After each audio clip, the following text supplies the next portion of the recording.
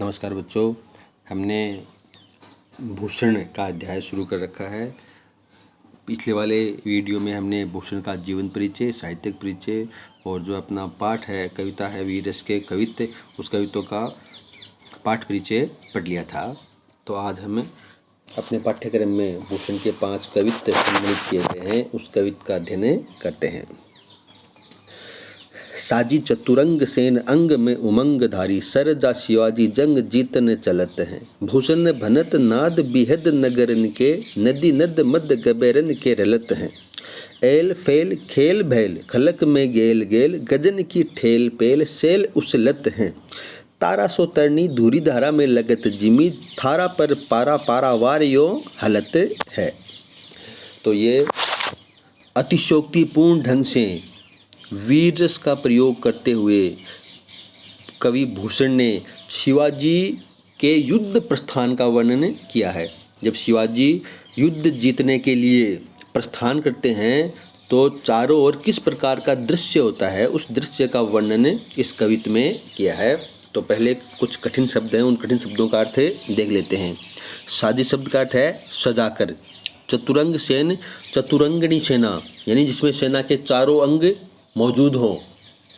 सेना के 4 अंग कौन से होते हैं? हाथी, घोड़े, रथ और पैदल। अंग शरीर, उमंग उत्साह, धरी धारण करके। सर्जा है शिवाजी की उपाधि, शिवाजी के लिए आए हैं। जंग युद्ध, भूषण कवि के लिए भनत कहते हैं। भूषण शब्द का अर्थ है कहते हैं। नाद बिहद, यानी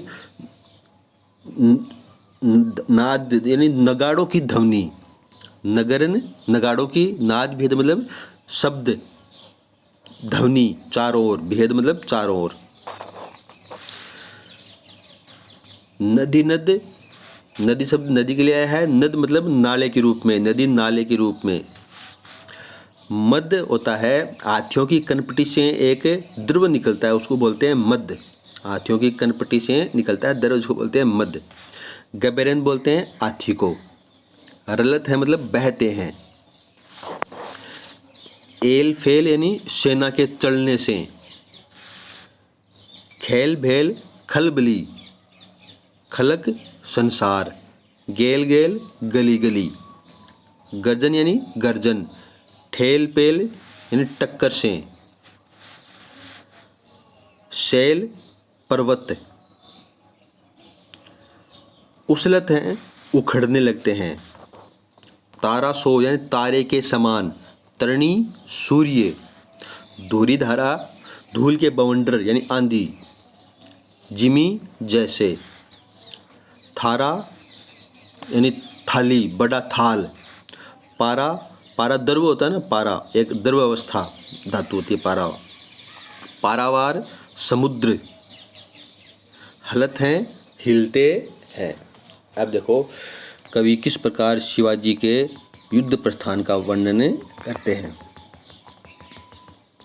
कवि भूषण कहते हैं कि शिवाजी जब युद्ध जीतने के लिए अपनी सेना के चारों अंगों को सजाकर और शरीर में उत्साह धारण करके चलते हैं तो भूषण कहते हैं चारों ओर नगाड़ों की ध्वनि ही सुनाई देती है। नगाड़े बोलते हैं युद्ध के प्रस्थान के समय एक वाद्य यंत्र बजाते हैं, उसको बोलते हैं नगाड़ा। नदी नद मद गबेरन के ललित हैं। हाथियों के मद नदी नालों के रूप में बहते हैं। एल फेल खेल बेल खलक में गेल गेल। सेना के चलने से, एल फेल मतलब सेना के चलने से। संसार में, खलक संसार की गली गली में भय व्याप्त हो जाता है, खलबली मच जाती है, भय लगने लगता है। सेना के चलने से संसार की गली गली में भय हो जाता है, खलबली मच जाती है। गजन की ठेल पेल सेल उछलत हैं। हाथियों की टक्कर से पर्वत भी उखड़ने लगते हैं। जब सेना के साथ हाथी चलते हैं तो वे इधर उधर घूमते हैं, उनकी टक्कर लगती है, टक्कर से जो पर्वत हैं, शैल हैं, वे भी उखड़ने लगते हैं। सेना के चलने से धूल के बवंडर उठते हैं धुरीधारा, धूल के बवंडर में सूर्य तरणी, सूर्य भी तारे के समान दिखाई देने लगता है। सेना चलती है तो धुरीधारा, धूल के बवंडर उठते हैं तो उसमें सूर्य तरणी, सूर्य भी तारे के समान दिखाई देने लगता है। थारा पर पारा, पारावार हो लेता है। जिस प्रकार थाली में पारा हिलता है, जिस प्रकार थाली में पारा हिलता है, उसी प्रकार समुद्र हिलने लगता है, समुद्र उमड़ने लगता है। तो ये कवि ने शिवाजी की सेना के प्रस्थान का वर्णन किया है, अतिशयोक्ति बढ़ा चढ़ा करके इसका वर्णन किया है। अब देखो इसमें कौन से क्या अलंकार का प्रयोग किया है। देखो भाषा तो मैंने बता दिया आपको, साहित्य ब्रज भाषा का प्रयोग किया है। देखते हैं, देखो एल फेल खेल भेल, इसमें अनुप्रास अलंकार का प्रयोग किया है, इसमें अनुप्रास अलंकार का प्रयोग किया है। तारा सोतरणी और लगत जिमी, इसमें उपमा अलंकार का प्रयोग किया है।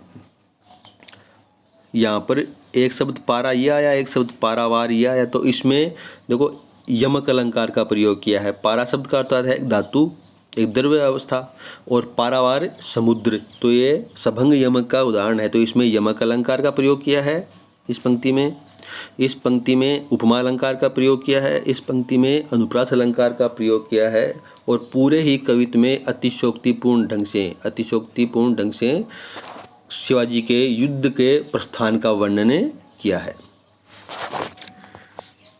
तो इस कवित्व का सरलार्थ के रूप में कर लेना, इसको अपने नोटबुक में, अपनी कॉपी में इसका सरलार्थ के रूप में लिख लेना।